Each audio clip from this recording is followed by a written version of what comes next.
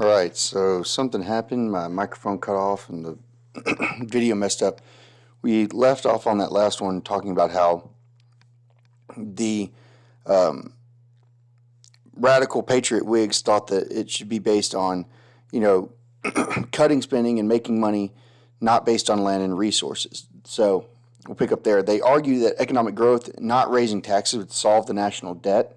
Instead of the authoritarian empire, Patriot Whigs argued that colonies should have equal status with the mother country, and that there were occasional attempts to reform the administration of the colonies, but the debate between these two sides, the old Whigs and the radical Whigs, the Patriot Whigs, prevented real reform. The colonists also developed their own understanding about how they fit into the empire. They see themselves as British subjects, that they are entitled to the natural, essential, inherent, and inseparable rights of our fellow subjects in Great Britain. That's a quote there. The 17th century brought economic success and demographic growth in the colonies, and this success, they believe, resulted from Britain's handoff approach. And so by the mid-century, colonists believed that they had this special place in the empire and that it was justified for Britain's hands-off policy.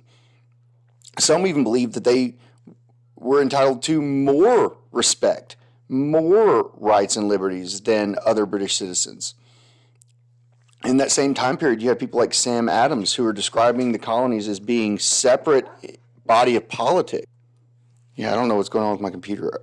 I keep getting weird pauses, but Sam Adams, he describes the colonies as being a separate body politic from Britain.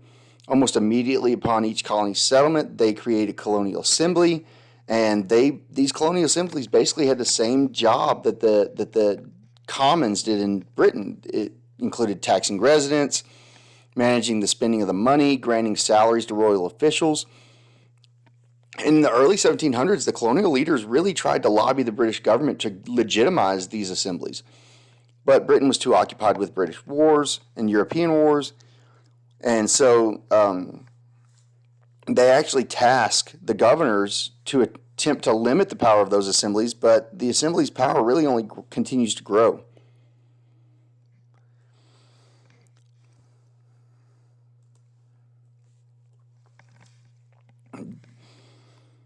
The colonists see their assemblies as having the same jurisdiction over them as Parliament did in England, and they interpret the British inaction as basically justifying their local governance. The Crown and Parliament obviously don't agree, however. The colonial political structure in the colonies also developed differently than in the mother country. In both Britain and the colonies, land was the key to political participation. But because land was more easily obtained in the colonies, you have a higher proportion of male colonists that participate. And you need to remember, for quiz and test purposes, colonial political culture really drew inspiration from something called the Country Party in Britain, which we're going to talk about here on the next slide.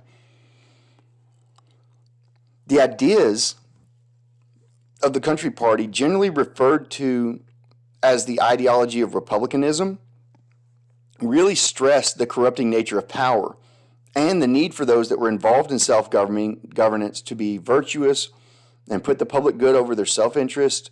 And patriots would have to be ever vigilant against the rise of conspiracies and centralized government and tyranny.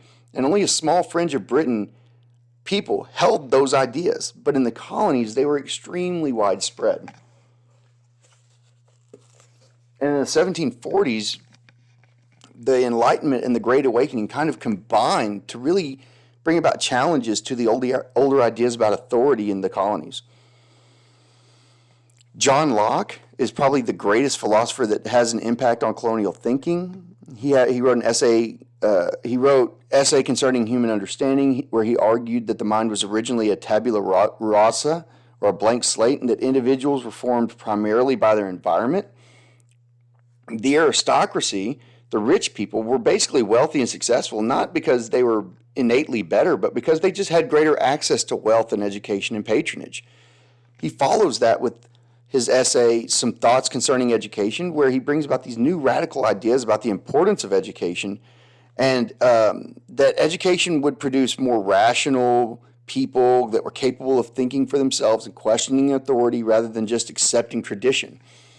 And it really became to have far-reaching effects in the colonies and later the new nation. At the same time, as Locke's new ideas about knowledge and education, the colonies also experienced this unprecedented wave of evangelical Protestant revivalism. George Whitefield, who was an enigmatic preacher, traveled the colonies preaching Calvinist sermons to huge crowds. Unlike the rationalism of Locke, his sermons were designed to appeal to the listeners' emotions.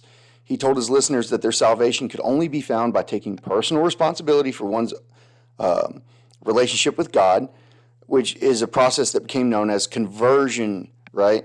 The conversion experience. And he argued that the current church was full of people that were kind of unconverted, and that it really was a barrier between the individuals and God. And in his wake, new traveling preachers picked up his message, and many congregations split. But you need to remember, for quiz purposes, that both Locke and Whitefield empowered individuals to question authority and take their lives into their own hands. In other ways, the 18th century colonists were becoming more culturally similar to Britons, which is kind of known as Anglicization. The colonies' economies grew. They quickly became an important market for British manufacturing exports. Colonists had disposable income and access to British markets, and so they attempt to mimic British culture. But by the middle of the 1700s, the middle-class colonists could afford items previously thought as luxuries, like British fashion and dining wares and stuff. The desire to purchase British goods meshed with the desire to enjoy British liberties. And these political and intellectual and cultural and economic developments really build tension that rise to the surface after the 7 Years' War, the French and Indian War.